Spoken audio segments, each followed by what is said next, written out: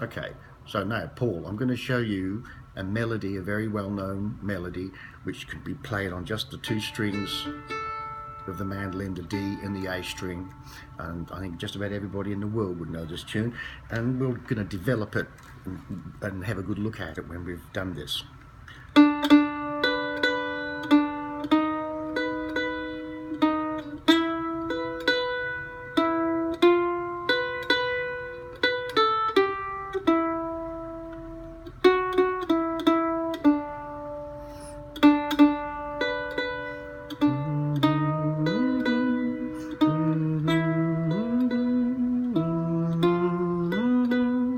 But it's raining, raining in my heart. And then there's the next bit.